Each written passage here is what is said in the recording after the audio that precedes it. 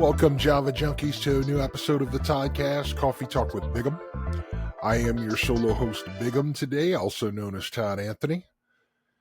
Today, we are enjoying the last of the Community King Cake Coffee Blend. I'm usually out of this product by sometime in June. It's seasonal, comes out in Mardi Gras. I've managed to make it this far into the year. Now I've got to wait for Mardi Gras 26 to roll around. I am imbibing the nectar of the gods in the Beatles mug today.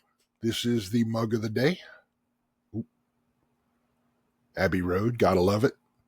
So leave me a comment and let me know what you're drinking and what you're drinking it out of. I'm trying out this new software for the Toddcast today called Riverside. I'm doing this so I can do a Toddcast with video. God knows everybody wants to see my beautiful mug on here. So, if things tend to look kind of wonky, give me a break. I'm learning here, okay? Today's subject flowing from my brains is about how I am reconnecting with an old hobby I've been recently renewing interest in, and that is pipe smoking. So, some cooking smells make me think of my grandfather and me cooking when I was a lot younger. Olfactories can bring back some memories, you know? The pipe smells from my Uncle Kenneth and my cousin Harold's house when I was a wee lad are a smile-triggering childhood memory. I started smoking a pipe sometime around 2000, was turned on to it by my buddy Matt Prejean, who bought me my first pipe that year for my birthday. Dr. Grabo Meerschaum lined with a filter. Never forget that thing.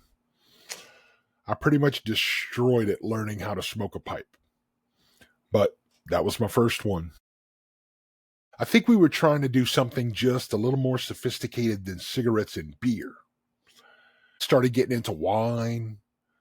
I'm no expert sommelier at all, but I was trying to get into some wine just to figure out what's what to pick, with what meal, something a little sophisticated. So I kind of got to be a little bit of a wine snob wannabe. We were doing it just to try to appreciate finer things, you know, cigars over cigarettes, pipes over cigarettes, wine over beer. Trying to be a little more highfalutin. Into the mix, cousin Harold Hooper Jr., mentor, intellectual, and pipe connoisseur.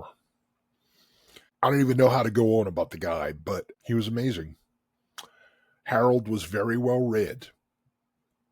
I can remember playing Scrabble around the family table with him, and dude was relentless.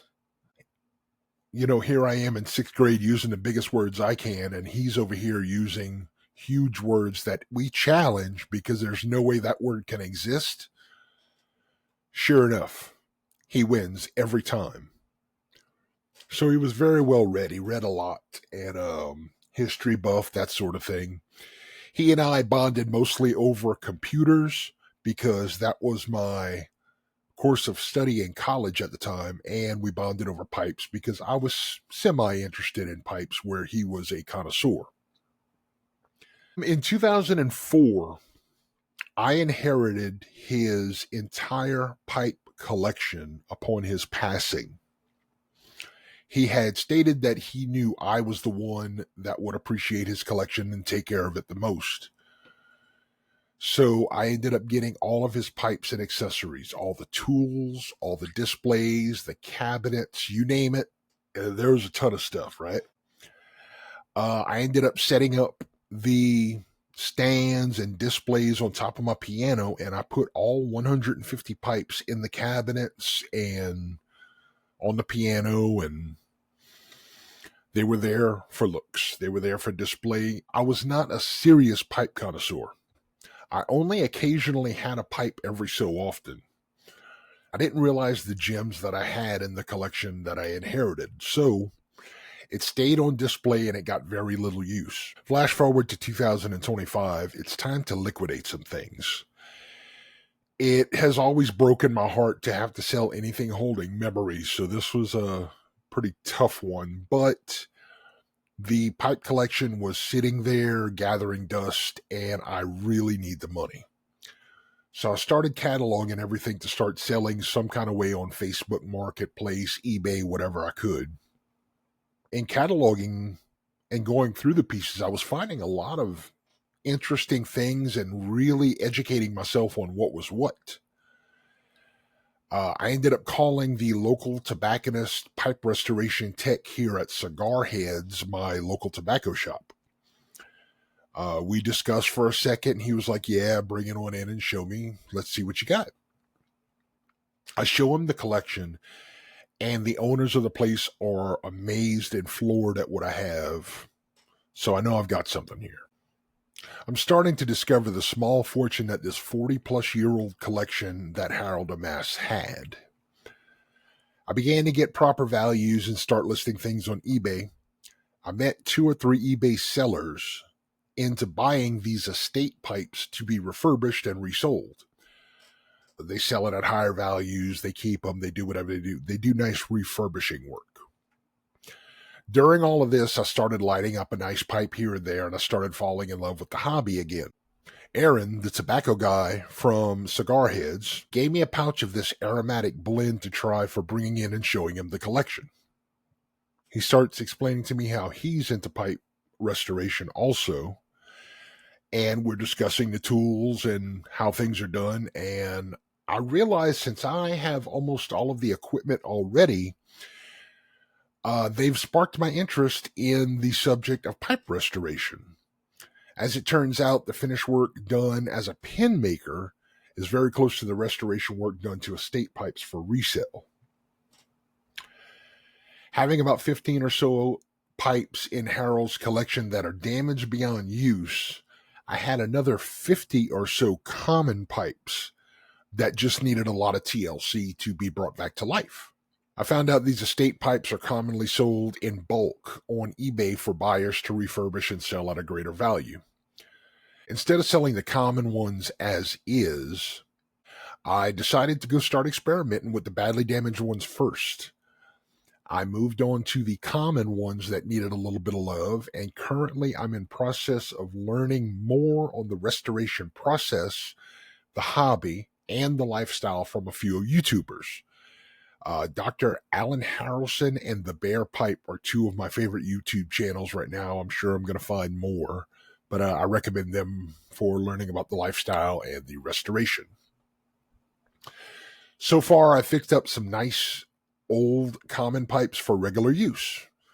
Just put a nice shine on them, and for example, this Dunhill just needed a good buffing. It was actually a non-smoked pipe that I found this one. It's ready to be broken in, so I may be breaking this one in one day. Same thing with this Medico. It just needed a good little polishing and kind of a tune-up there. And it's a very usable, very nice pipe. So my interest in pipe restoration coming about from just dipping into a lot of YouTube videos and getting myself YouTube certified. I'm very much enjoying this newly rediscovered passion for the pipe and the new hobby of refurbishing. Let's talk about packing the pipe. With the hobby and the lifestyle of pipe smoking, there's a technique or process involved in getting the maximum experience from a smoke session. How you pack your pipe is an art form on its own. All right, here's my art of packing the pipe method. I'm going to be loading up some apricots and cream blend that I got from Cigar Heads. Thank you, Aaron. Good stuff. And we are loading that today in the Ben Wade Ambassador from the 80s. Look at this beautiful bit. And they have on there. This is one of my keepers from the collection. I like this one. So what I like to do, hold your pipe over your stash, because you're going to make a mess. This is the drizzle technique. drizzle it ever so lightly into the bowl. Don't press it in the bowl. You can scoop it in there. Just don't press it until it is full. Comme ça.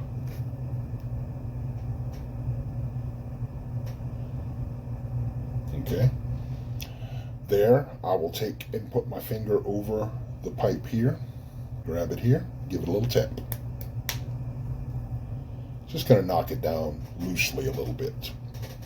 Wash, rinse, and repeat. Always check the draw every time you do one of these. We got some more rum made. We're going to keep drizzling until it's full again.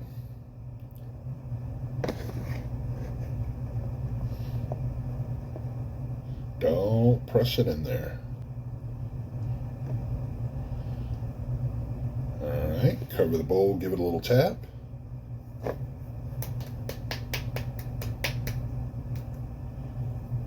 Got a little more rum. You're going to know with each pipe that you use what it's going to take, how much it's going to take, capacity, how much you have to pack. This is something you're going to develop over time. I'm doing what I do with this particular pipe, and I'm starting out every way that I do every little pipe. More rum. Oh, no, wait. Before we add more, we check the draw. Make sure things aren't getting stuck there. Drizzle until full.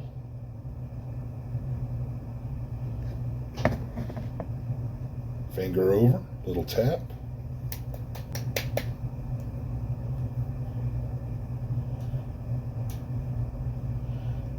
I'm going to go one more, just little tiny bit there. Just drizzle a little top on there. And now it's nice and full, but not packed, right? So what we're going to do here, stick finger in the hole, pack the pipe. You're going to pack this pipe, whatever pipe you're using, halfway into the chamber.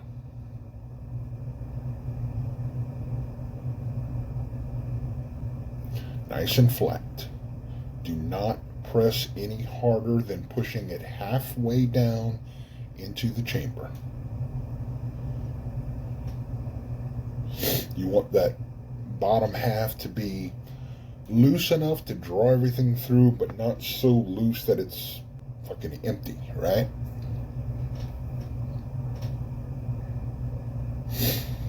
So now we got about half the room in the bowl left. Check the draw. Not clogging up. Very good. Wash, rinse, repeat. Drizzle till full.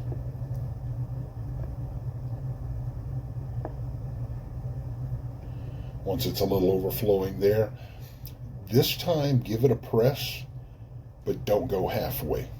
Go a little more, about a third of the way, you know what I mean? Get that press down in there, flat, with about 1/3 of this bowl open. I know that's what this pipe is going to take. I know that's what the draw feels like so far. You're going to need to adjust on the fly as you go to get the best smoking experience out of your pipe. Check the draw. Okay. Feels like it's starting to draw a little tiny bit harder. Once it's done this, I'm going to reach in and pinch up a nice plug here. Roll it around in your fingers, make a little plug. Not too big, 1/2 inch to 1 inch. Set it in the top of your bowl, overflowing slightly.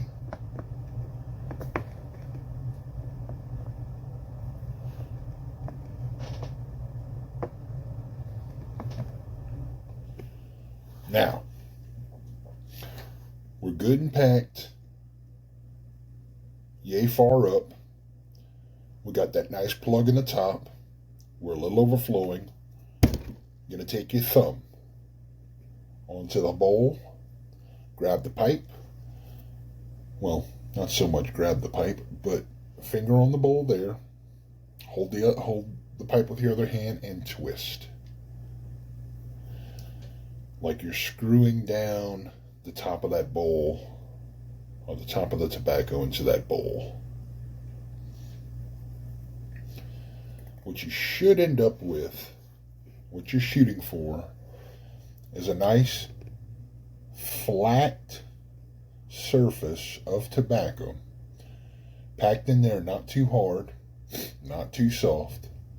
Check your draw. Yeah, it feels like it's going to draw nice.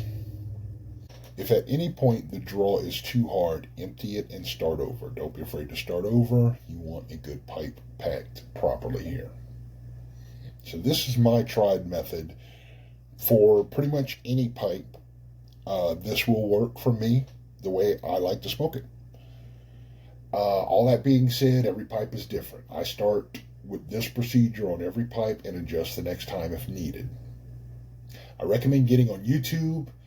Get yourself YouTube educated on how to pack your pipe. Take all the advice you can from all the videos you can and figure out what works best for you.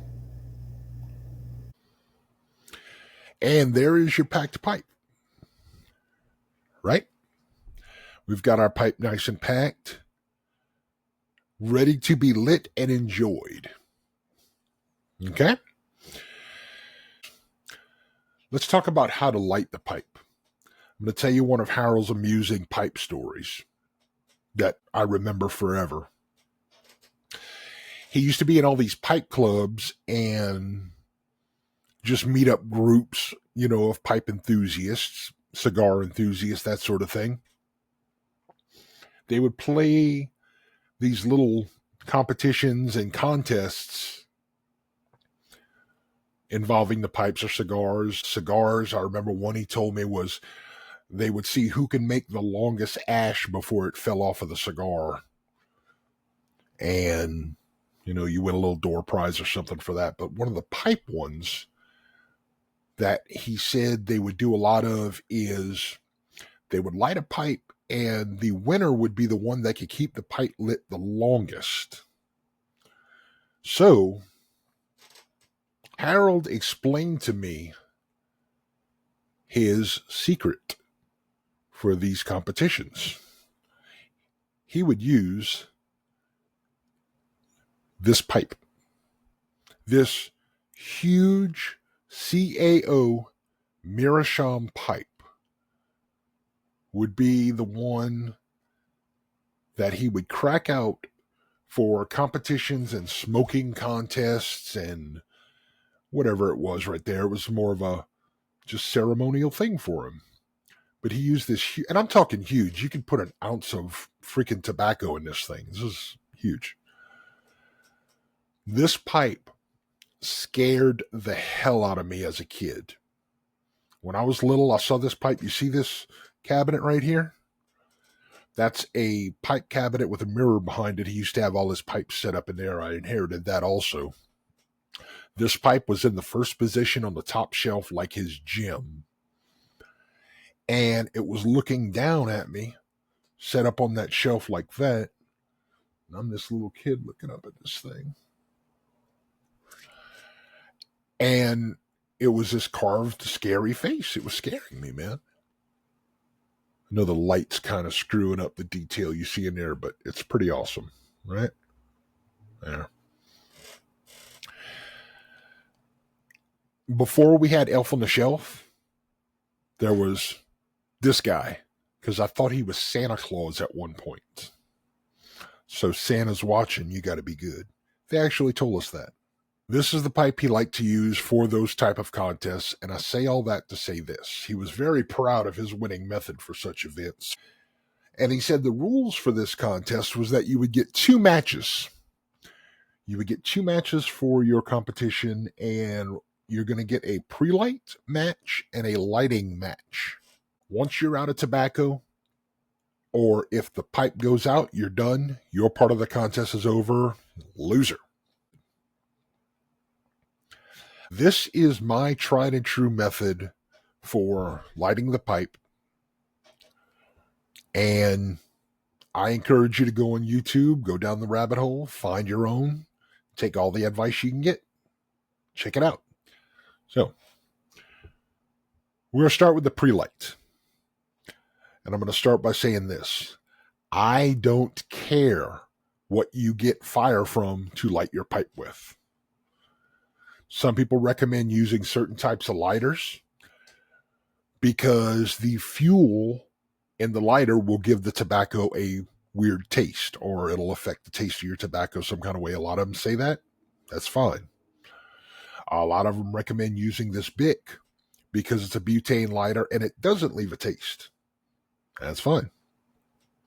It's recommended by some that you only use cedar matches or a cedar plank to light your tobacco and your fine pipe to get the best smoking experience.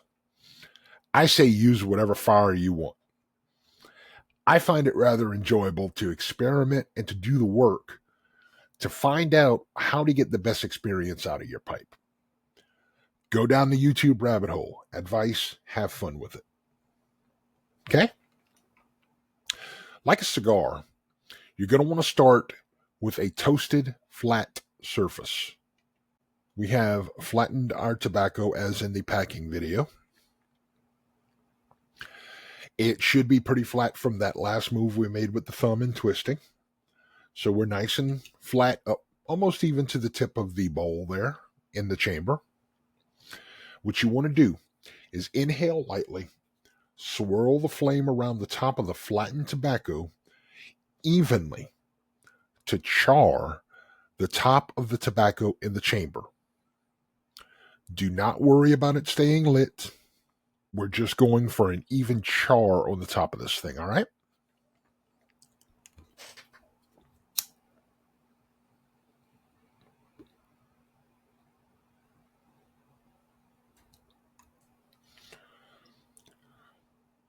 Just a light little token until you see everything starting to ash just a little bit, starting to turn black a little bit, got some little embers going on there. Make sure it's all black and ashy, okay? If you need to do it again, do it a little bit more. I think that looks good right there.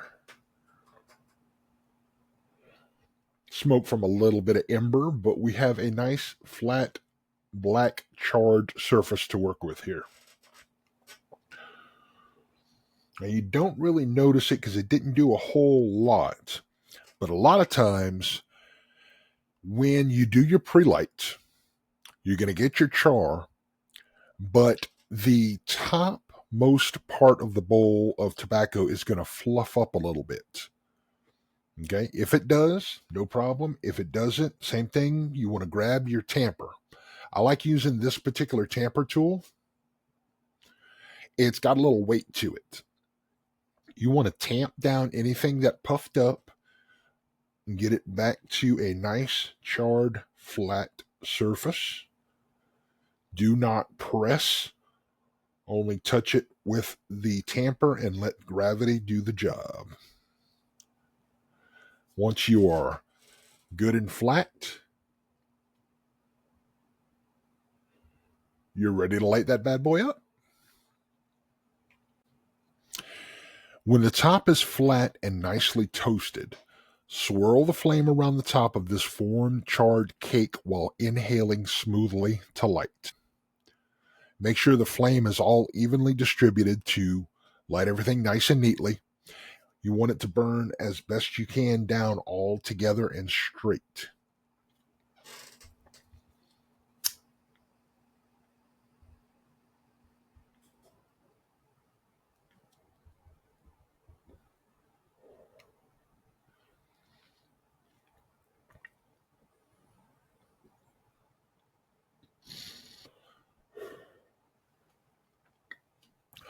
Your light inhale and that motion should get you started.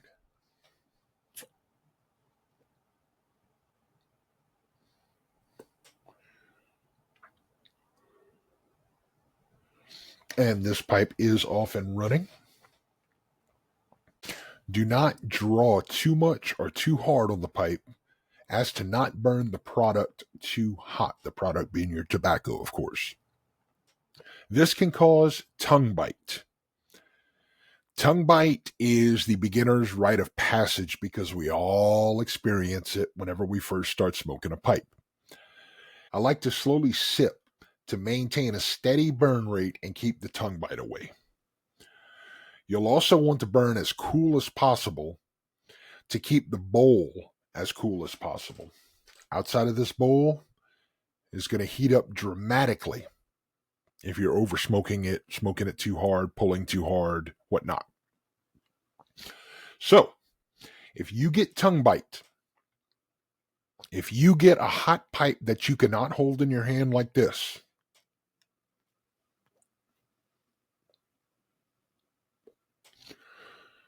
stop power lunging the damn thing. It's not a joint. You're not trying to hotbox a car, okay? So you want to draw enough that it will still burn properly. Having said that, do not be afraid to let it go out. We're going to demonstrate.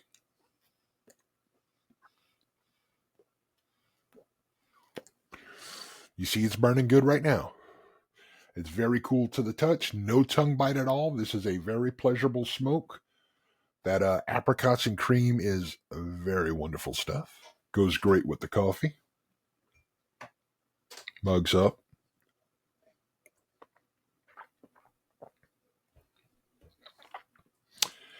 I'm going to put this down and speak a bit and let it go out to explain what I'm talking about here. You want to draw enough that it still burns properly. Don't be afraid to let it go out. When I'm using my sipping method, I occasionally have to relight, and it's not a big deal. Just give the char a little bit of tamping. Make it flat again. Get that black flat no matter how deep it is in your bowl. Swirl your flame evenly. Nice light tokes. Fire your pipe up again. Smoke away. There's a couple of factors leading to an enjoyable smoke.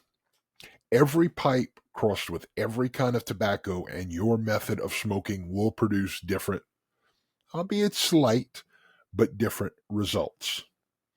To me, a part of the fun is to learn the nuances of each of these factors and getting consistent results out of your pipe collection. Go out there, try all sorts of flavors, try different tobaccos, try different cuts, figure out what your palate likes. And before I go further, I want to relight. Yep, we're out. So we're just going to tamp down a hair.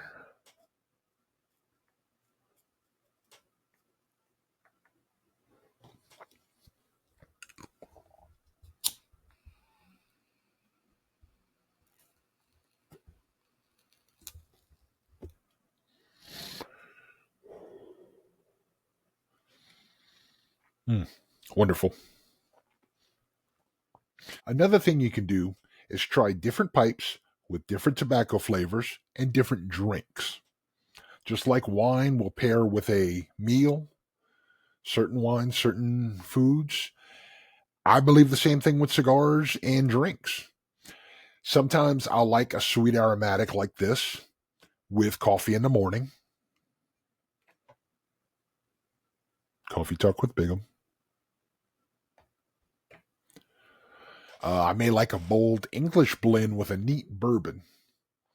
Or I may be in the mood for a spicy Virginia blend with whiskey on the rocks. I may even be down for a plain old Captain Black Original Cherry blend and a Coca-Cola. It's all about finding what you like. I joke about being a pipe snob, but I am very far from it. I am just more of an enthusiast, a wannabe connoisseur. I just have fun enjoying the hobby. Again, it's all about finding what you like. This is my method for packing and lighting and enjoying. This is my very amateur but evolving method for packing and lighting a pipe for maximum smoking pleasure. If you've enjoyed any of this, please like and subscribe. Leave some comments. I'm very new at creating content, so I know this all looks pretty amateur, but I'm getting there. I hope what I'm putting out there is somewhat interesting. Appreciate you checking out my art. Leave me some comments for what you'd like to see, what you'd like to hear, if you're into pipes, cigars, whatever the case is. If you'd like to start some kind of discussion, let's do that. Appreciate y'all checking out my art. Big love, y'all.